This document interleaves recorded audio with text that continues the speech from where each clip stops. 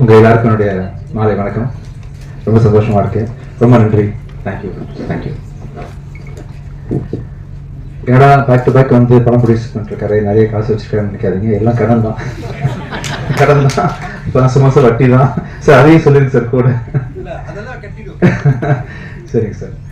நம்பிக்கை தான். Director Leo மேல வச்சிருந்த நம்பிக்கை தான். ஒவ்வொரு கதையும் சொல்லும் போது பெப்பினா இருக்கட்டும், ஜோஷுவா இருக்கட்டும், கணேஷா இருக்கட்டும், அருண் பிரபுவா இருக்கட்டும், இது எல்லாருமேலேயும் நான் வச்சிருக்க நம்பிக்கை தான். ஆக்சுவலாக இது வரைக்கும் நான் ப்ரொடியூஸ் பண்ண படங்களில் உள்ள அத்தனை டேரக்டரும் தான் எனக்கு காப்பாற்றிருக்கிறாங்க.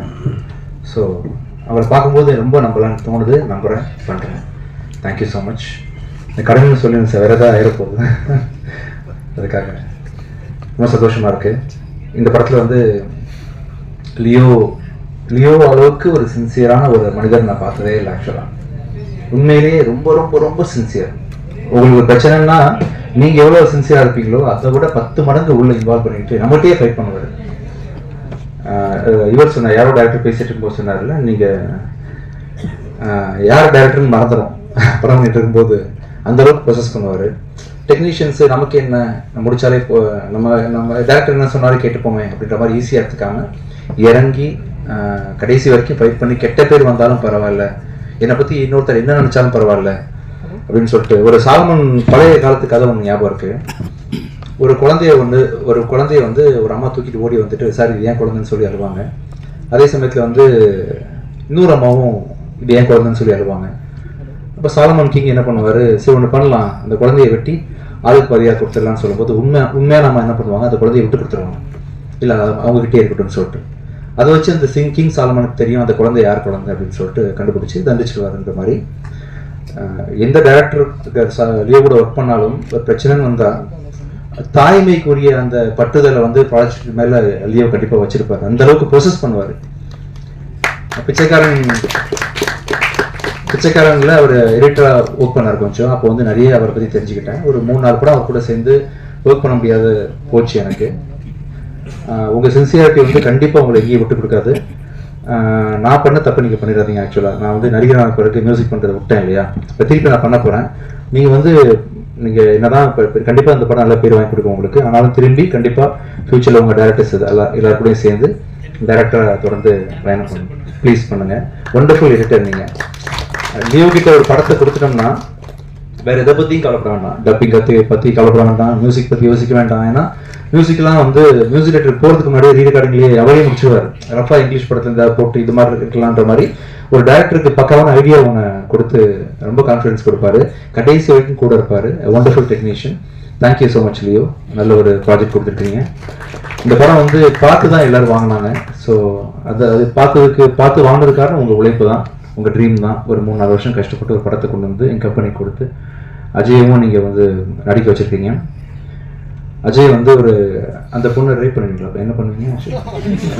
ரேப் பண்ணி கொலை பண்ணுறதான்னு கதை. ஆக்சுவலாக எத்தனை பொண்ணுங்களா?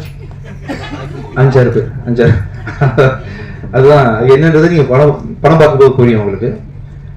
இந்த படத்தில் வந்து நடித்த அத்தனை கலைஞர்களும் ஆர்டிஸ்ட்டும் உங்களை மெலோடவுன் பண்ணுன்னு சொல்லுவார்லம்மா. ஆக்சுவலாக சொன்னார்ல, எப்படி பண்ணுவார்? ஆக்சுவலாக நான் என் ஒய்ஃபு போய் பண்ணணும், அதுக்கு தான் கேட்குறேன். எப்படி அந்த மாதிரி பண்ண விளையாடுவாங்களா?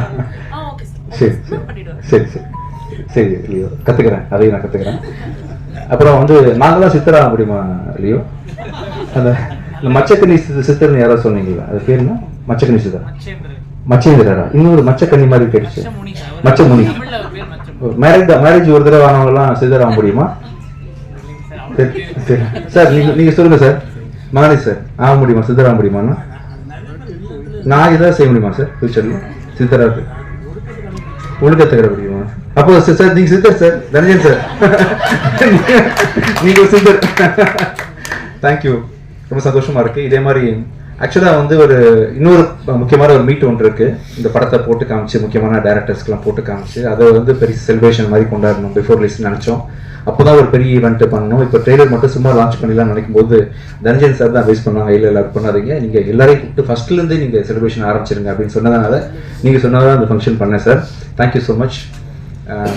கண்டிப்பாக இந்த படம் வந்து பெரிய நல்ல படமாக அமையும். இன்றைக்கி வந்து இந்த மார்கனோட ட்ரெய்லர் லான்ச், ஆடியோ லான்ச்ன்றதை தாண்டி எனக்கு ரொம்ப சந்தோஷமான விஷயம் வந்து என்னோடய லைஃப்பில் ஒவ்வொருத்தருக்கும் ஒரு முக்கியமான ஒரு தருணங்கள் இருக்கும் இல்லையா?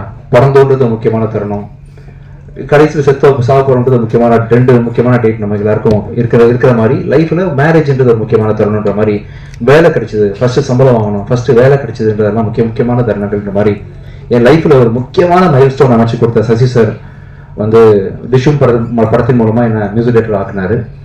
எத்தனை படங்கள் நடிச்சாலும், எத்தனை படங்கள் நான் டைரக்ட் பண்ணாலும் நடிச்சாலும், 1000 படங்கள் பண்ணாலுமே ஒரு பிச்சைக்காரனுக்கு ஈக்குவலா எந்த படமே என்னால பண்ண முடியாது. ஸோ மியூசிக் டைரக்டரா அறிமுகப்படுத்தி திருப்பி ஒரு 10 வருஷம் கழிச்சு திருப்பி நீங்க ஹீரோவா எத்தனை ஃபிளாப் கொடுத்தாலும் நீங்க நிக்கலாம், அந்த அளவுக்கு உங்க ஸ்ட்ராங்கான படம் பண்றேன்னு சொல்லிட்டு நிக்க வச்சு ஒரு ஸ்ட்ராங்கான படம் பண்ணி கொடுத்த சசி சார் அவரோட டைரக்ஷன்ல அடுத்த படம், அதுவும் முக்கியமா வந்து அஜய்க்கு ஈக்குவலான ஒரு ரோல் கொடுத்து நீங்க பண்ணது ரொம்ப சந்தோஷம் சார். எனக்கு இந்த ஈவெண்ட்ல அதை நீங்க அறிவிச்சதும் சரி, செகண்ட் படமாவே அஜய்க்கு ஒரு பிளஸிங் அமைஞ்சது எல்லாமே மிகப்பெரிய சந்தோஷம் கொடுத்துருக்கு எனக்கு. மற்றும் இந்த ஃபங்க்ஷனுக்கு வந்து அந்த லியோ மாதிரி ஒரு நல்ல டைரக்டர் இண்டஸ்ட்ரி கிடைச்சதுக்கு முக்கியமான காரணம் சிவகுமார் சார் நீங்க தான் சார். ஆக்சுவலா ஒரு ப்ரொடியூசருக்கு எவ்வளவு கன்விக்ஷன் கான்ஃபிடன்ஸ் இருந்த எடிட்டர் மேல நீங்க பேக் டு பேக் 15 படம் பண்ணிருக்கீங்களா சார்? 15 படத்தை நீங்க அவரை வச்சு நீங்க பண்ணது வந்து மிகப்பெரிய என்கரேஜ்மெண்ட். கண்டிப்பா ரொம்ப மிகப்பெரிய நன்றிகள் உங்களுக்கு சார். அம்மகிருஷ்ணன் சிவா சார், எங்க இருந்தாலும் நீங்க இருக்கீங்கன்ற ஒரு நம்பிக்கை எனக்கு எப்பவுமே இருந்துட்டு இருக்கும் சார். இந்த நிகழ்ச்சிக்கு வந்து எங்களை சிறப்பித்த உங்களுக்கு மிக்க நன்றி. இங்க நிறைய பேர் நான் மறந்துருப்பேன், உங்க எல்லாருக்கும் மிக பணிவான நன்றிகளை தெரிவிச்சுக்கிறேன். Thank you so much. தேங்க்யூ.